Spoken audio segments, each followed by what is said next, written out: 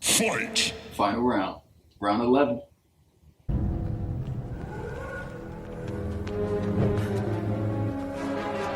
We'll take him together. You're going slowly on the left. Taking him now! No, Anakin, no! No! As you see, my Jedi powers are far beyond yours.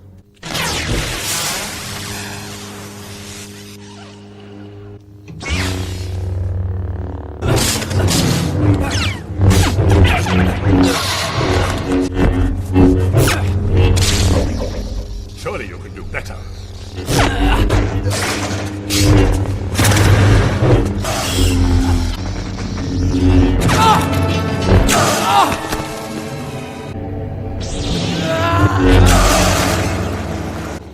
But I would have thought you had learned your lesson. I am a slow learner.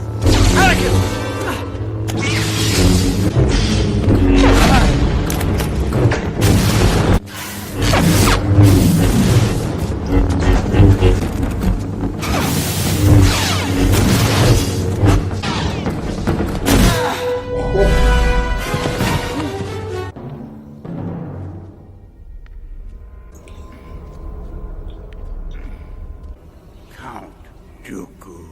You have interfered with our affairs for the last time.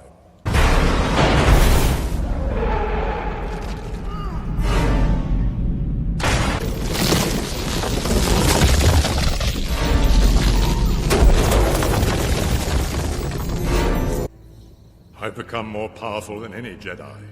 Even you. Much to learn you still have.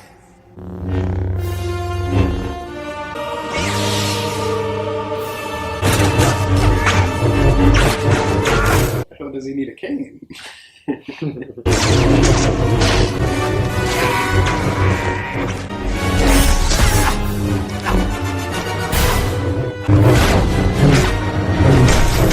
But well you have, my old Padawan.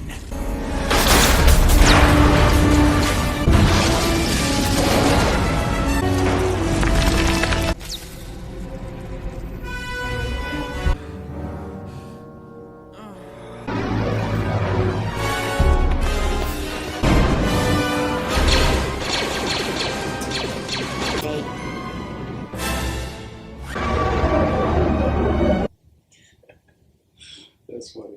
I like this final battle scene with Yoda, Count Dooku, Anakin, Obi-Wan fighting. I think it's really dope.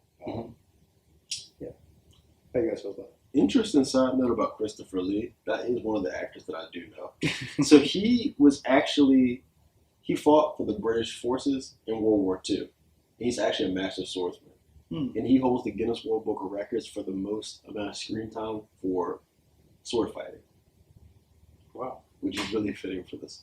But also interesting about his lightsaber too. So his lightsaber is also a little bit different than the rest of the Sith or Jedi you see with the curved side. It's actually intentional. It's done because it's conducive to the second form of lightsaber fighting. So there's 7 different styles altogether, and one of which the Jedi are forbidden to use. That'll be the 7th style. And so his is conducive to style 2. And it's a reflection of him as a character or him as an individual, and it's that way because it's more akin to dueling.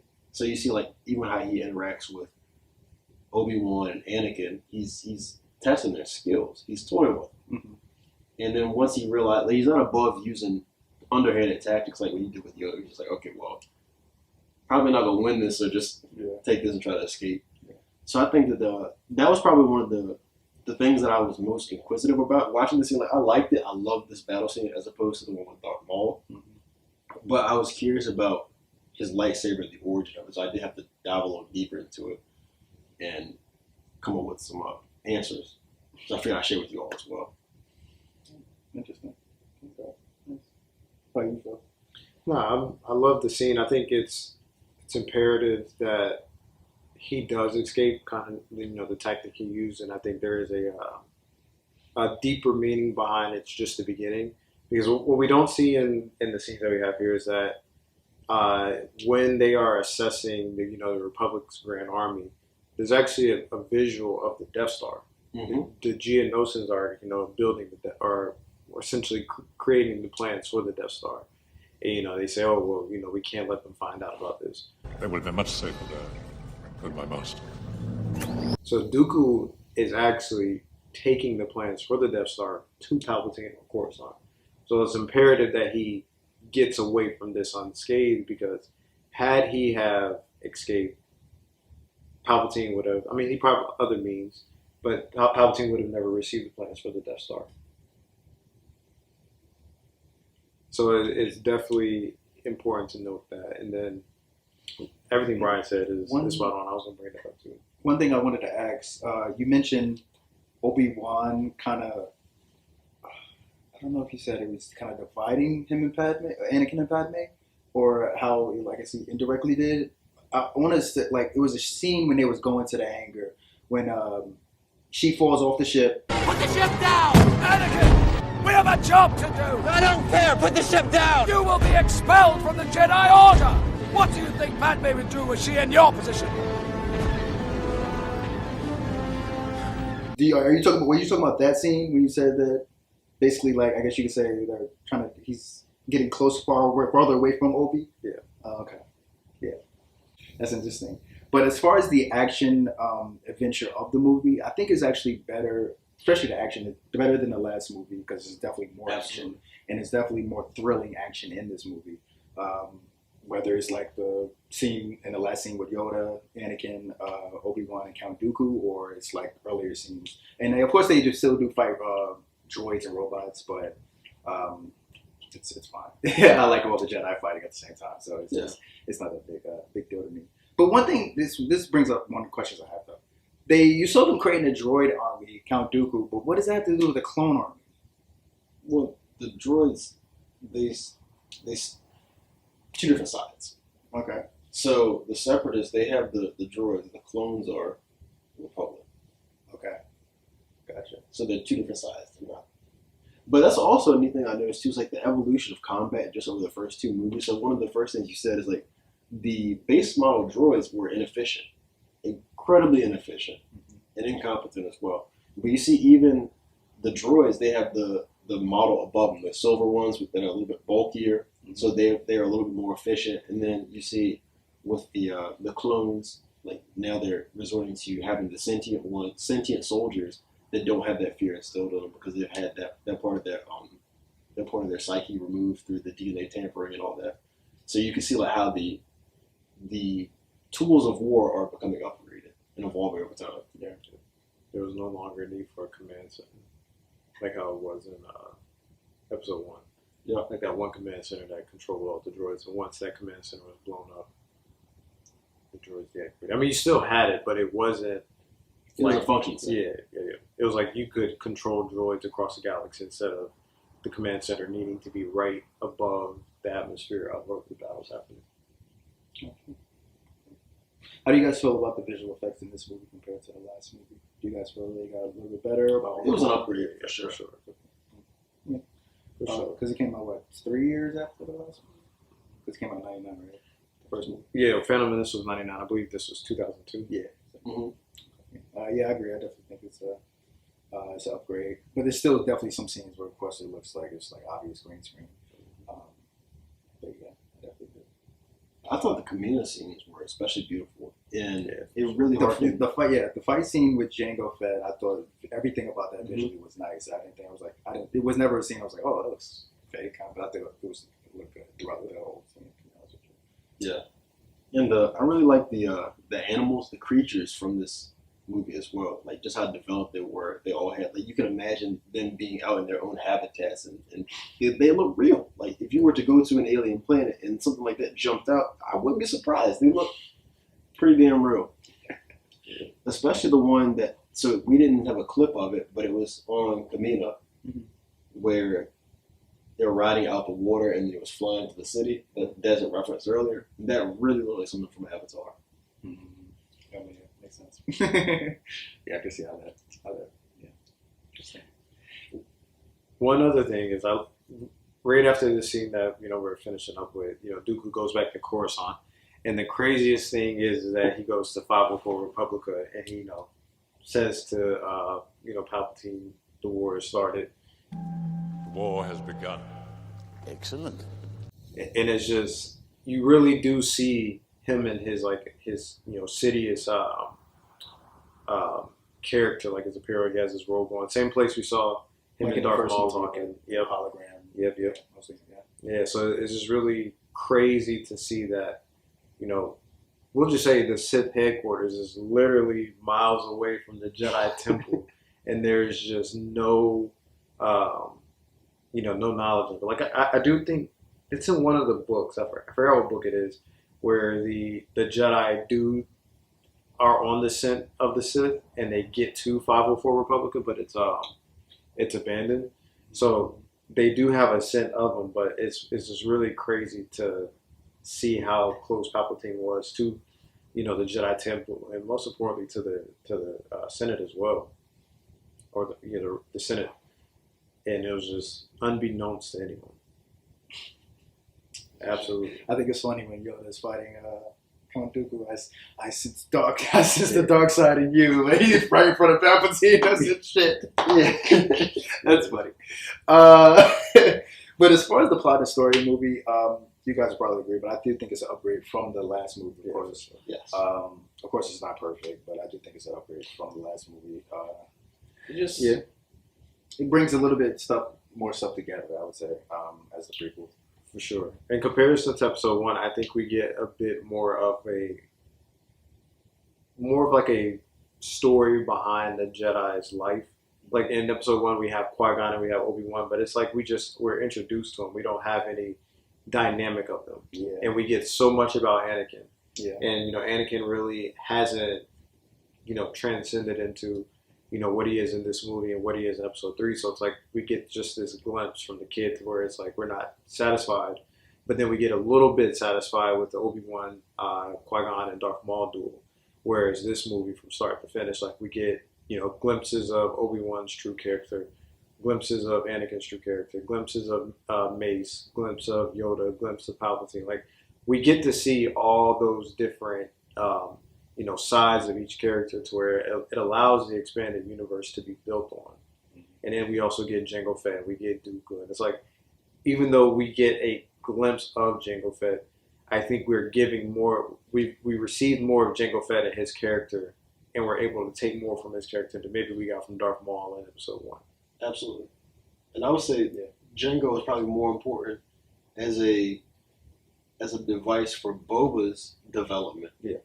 Because think about it. You see what he himself is capable of, and then you see with Boba being raised by him from, like, how old is Boba? I think Boba's 10 of this, because it's 10 years after the Order for the Clones is put in. 10 years. It's about 10 years. So but you see him raised by an elite bounty hunter, so he pretty much is getting to restart his life, essentially. And so it kind of foreshadows, like, you see that, and then like the traumatic incident with seeing your father die in front of you, and you kind of this isn't gonna be the last you see of him, and it kind of gets you excited for what he does in the future. Yeah. The irony is that Jango dies. I'm not gonna say he dies the same way, but Jango watches his family get killed because there's the whole battle between the True Mandalorians and the Death Watch, and Jango's dad is the I think the regional officer, he's a sheriff, and they stumble upon the farm looking for this. His name is what is his name? Jaster Mareel. Like they're chasing Jaster Mareel. They being the Death Watch and Tar Vizsla. They're chasing Jaster Mareel, and they stumble upon Jango Fett's farm, and they run into Jango Fett. He takes them back to the farm, and more or less as he's doing this, Jango's dad already knows Jaster Mareel's already in the farm, so he's taking them supplies. And then, of course, Death Watch rolls up onto the farm around the same time. They find out that they're housing them, and they essentially beat him up and execute him. And Jango has a sister. His sister escapes with Death Watch takes his sister. I don't remember what happens to him, but more or less, Jango watches his mom and his dad get murdered, and then he becomes a member of the True Mandalorians. So it's really interesting to see how. I mean, granted, Boba doesn't. In what is it called? Bad Batch, there is a second template. There's Alpha and Omega, Alpha being Boba, and then Omega being the female version of Jango. But Boba, I don't know if Boba knows of her or not, because she was more or less kept under. She was kept by the Kaminoans, like she was considered Kaminoan property.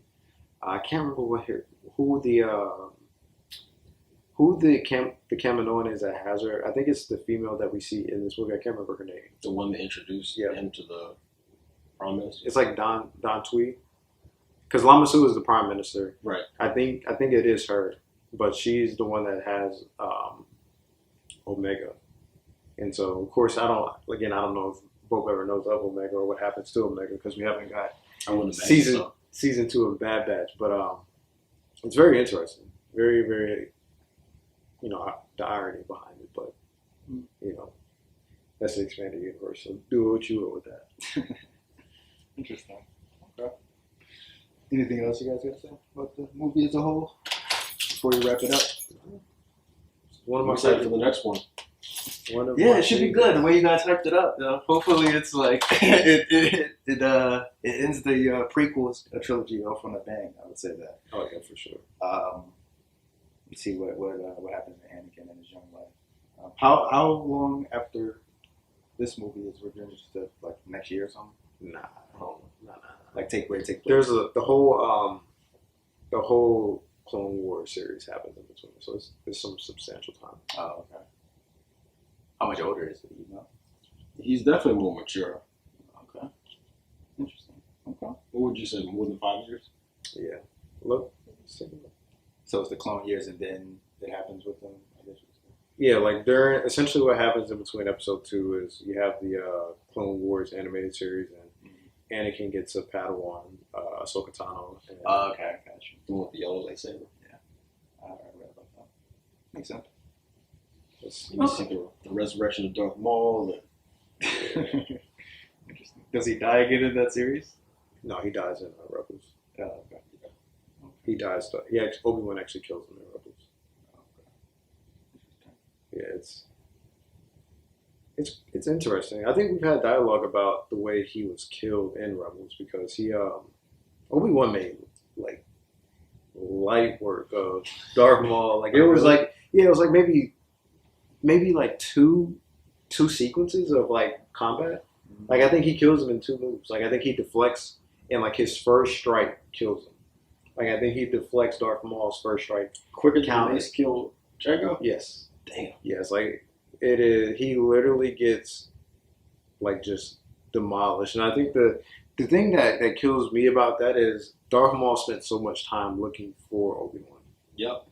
Like literally so much time. Like, not to get too much off topic of Attack of the Clones, because we're a whole movie and some change away from Rebels, but like he essentially manipulates Ezra Bridger to find Obi-Wan, and then like we're talking about over the course of maybe a season and a half, just to find Obi-Wan, figure out what he's doing on Tatooine, and then dies.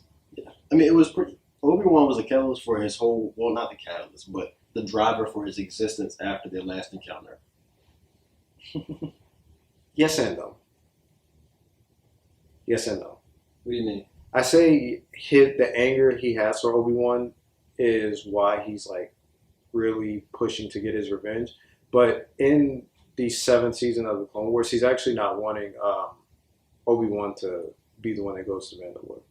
Well, I'm saying one of his goals, he said he wanted to be the one to kill Obi-Wan. Yeah, but like the main thing is he understood what Palpatine was trying to do, and he was hoping that they were going to send Anakin to Mandalore during that dispute, and he was going to try and kill Anakin. Because he knew that Palpatine's main plan, like he essentially came to the realization that him and Dooku were pawns for Palpatine until Anakin was of age or I would say of power to be manipulated and turned to the dark side. So Darth Maul was essentially doing what Palpatine had did, except he was the figurehead. So he was manipulating governments and essentially taking over Mandalore, becoming the ruler of Mandalore. In the sense that, the Republic would send Jedi aid to Mandalore, and that Anakin would be the Jedi to go to Mandalore to help free him. And he was going to kill him. Because Darth Maul becomes the head of one of the sects on Mandalore, isn't he? Yeah. I forget the name of it, but it's like a concatenation between his name and them. I could have swore it was. I don't think it is a Death Watch. I think he takes over Death Watch, but I don't know if it's because I know you have the House of Kreese, Bo-Katan Kreese, but I don't know. We're here to talk about Attack of the Clones. We're not talking about Clone Wars. Interesting. All right. So there you guys have it. Mandalorians. Yeah. How can we not figure that out? The Mandalorians. All right. If you guys liked the video, don't forget to hit the like button. We're going to see you guys in the next match. Peace.